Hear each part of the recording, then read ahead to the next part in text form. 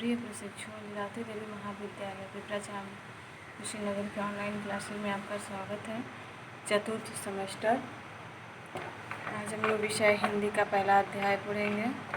पहला अध्याय हमारा अनिवार्य संस्कृत में अनुस्वार, हलंत, विसर्ग आदि का ध्यान रखते हुए शुद्ध उच्चारण, वाचन एवं लेखन।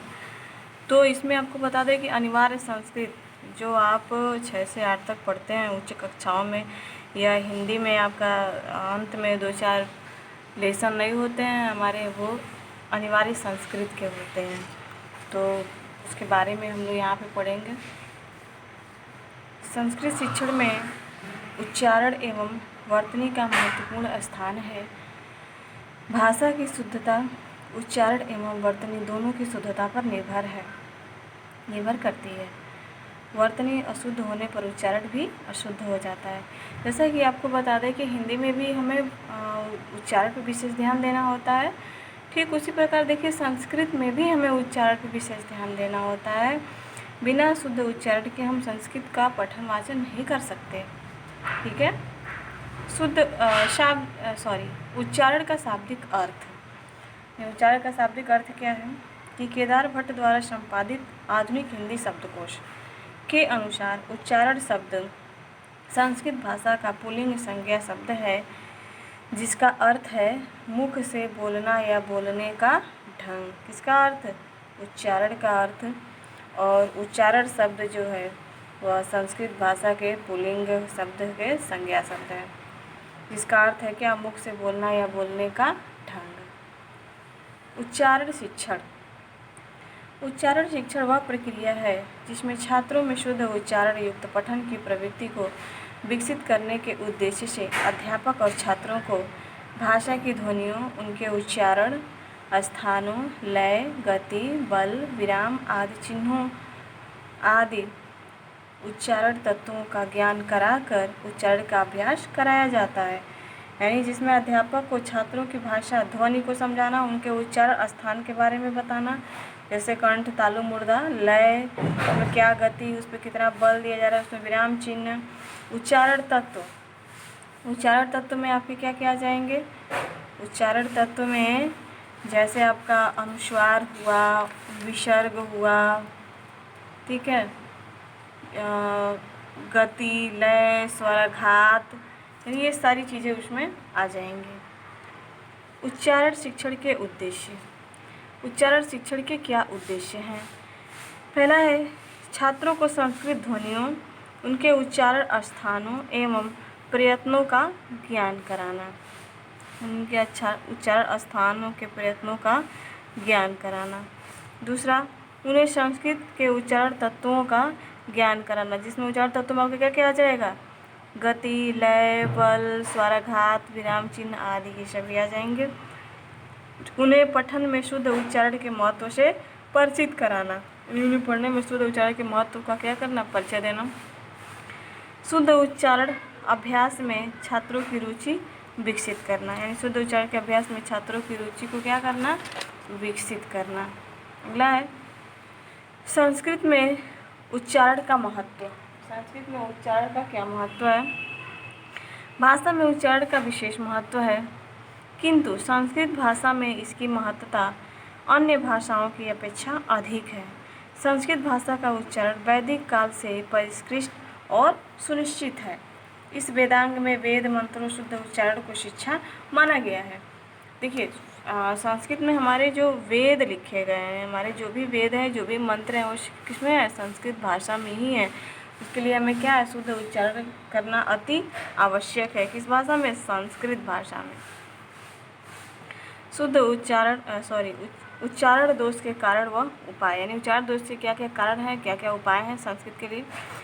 तो ध्वनियों एवं उच्चारण स्थानों के सम्यक ज्ञान का अभाव, ध्वनियों का अभाव और उनके उच्चारण स्थानों का ज्ञान हमें पूरी तरह से न होना, ये भी इसका क्या है? कारण है। उच्चारण तत्वों के ज्ञान का अभाव, उच्चारण तत्वों का हमें ज्ञान नहीं। उच्चारण तत्वों में बल, विराम, घात, स्वराघात, ये सारी चीज़ें आएंगी ना, उनका ज्ञान न होना।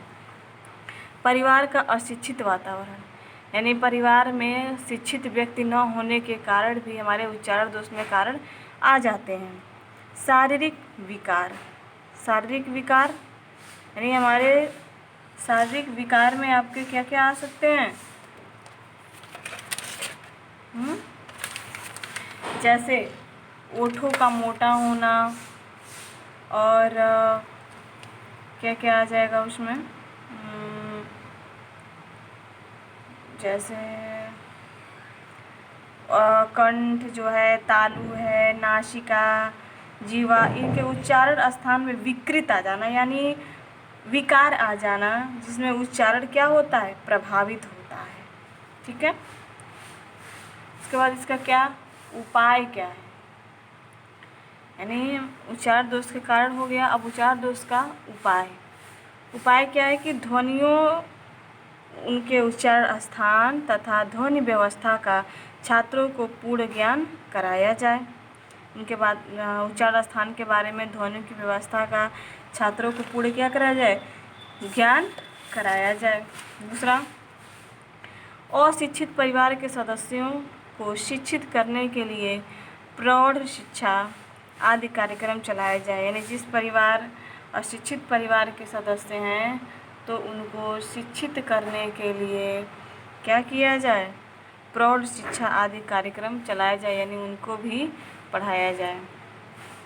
तीसरा, शिक्षकों को उच्चारण संबंधी विकृतियों को दूर करने के लिए उन्हें प्रशिक्षित किया जाए। शिक्षकों को उच्चारण संबंधी विकृतियों को दूर करने के लिए उन्हें क्या किया जाए? प्रशिक्षित किया जाए। तीसरा, शिक्षकों प्रशिक्षित किया जाए, जिसमें आपका बीएड बीटीसी कराते समय छात्र अध्यापकों को भाषा विशेषज्ञों द्वारा शुद्ध उच्चारण संबंधी प्रशिक्षण दिया जा सकता है। चौथा, यदि छात्र अशुद्ध उच्चारण कर रहा है तो तत्काल उसे रोककर शुद्ध उच्चारण, यदि छात्र अशुद्ध उच्चारण कर रहा है तो तत्काल उसे रोककर शुद्ध उच्चारण कराया जाए। इसके बाद आपका है उच्चारण शिक्षण की विधियाँ। उच्चारण शिक्षण की क्या क्या विधियाँ हैं? तो उच्चारण शिक्षण की विधियाँ में आपका पूर्ण विधि, खंड विधि, ध्वन्यात्मक विधि, अनुकरण विधि, उपकरण विधि, ये सारी विधियों के बारे में आप पढ़े हैं, इसको एक बार पढ़ लीजिएगा। पूर्ण विधि के अंतर जैसे भाषा का लघु रूप, जैसे उसकी इकाई के बारे में जानना, उसका शब्द का पूर्ण रूप से शुद्ध उच्चारण का अभ्यास करना। वस्तुतः यह विधि ध्वनियों के उच्चारण शिक्षण की विधि है। खंड विधि में क्या होगा कि इस विधि में प्रथमतः छात्रों को स्वर एवं व्यंजन ध्वनियों का उच्चारण, स्थान, प्रयत्न आदि का ज्ञान कराया जाए। तत्पश्चात उनको संयुक्त कर उच्चारण अभ्यास कराया जाना चाहिए। ध्वन्यात्मक में यह विधि, इस विधि में उच्चारण दोषों को दूर करने के लिए छात्रों को ध्वनि तंत्र को प्रशिक्षित करके उच्चारण को शुद्ध करने पर भी बल दिया जाता है।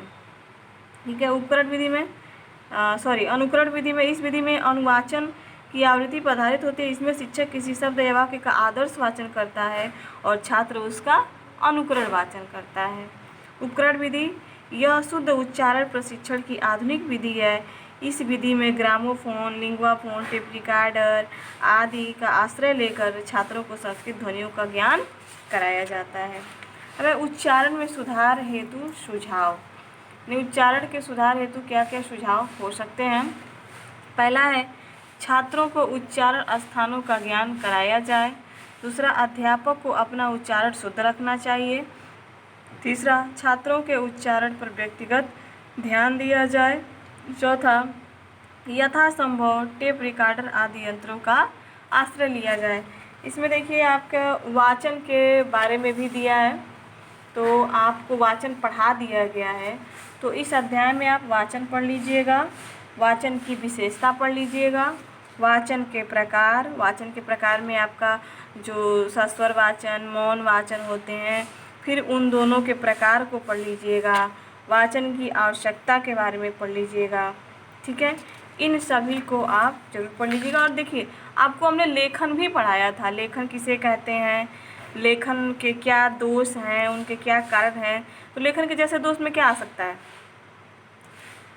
ठीक से कलम पकड़ना न आना, यानी सबसे पहले लिखने के लिए क्या करना, ठीक से कलम पकड़ना अति आवश्यक है। लिखते समय उचित मुद्रा में बैठना, यानी बैठने का तरीका भी आपको बताया गया है, कलम पकड़ने का तरीका भी बताया गया है। लेखन का अभ्यास न कराया जाना, यानी अगर आप लेखन का अभ्यास नहीं कराए हैं तो भी आप क्या, उसका क्या है, दोष है, आप शुद्ध लिख नहीं सकते हैं। विराम चिन्हों का ज्ञान कराना, वर्णों और शब्दों के ऊपर जो सिरोरेखा खींची जाती है उसके बारे में, ये सारी चीज़ें आपको बताई गई हैं। फिर इसमें लेखन में आपके लेखन शिक्षण की विधियाँ हैं कि कौन कौन सी विधियाँ हो सकती हैं, तो आपको बताया गया था कि अनुलिपि, प्रतिलिपि के बारे में, श्रुत लेख के बारे में, ठीक है। तो इन सभी को आप पढ़ लीजिएगा, ये सारी चीज़ें आपको पढ़ा दी गई हैं। तो आपका पहला अध्याय समाप्त होता है। Thank you.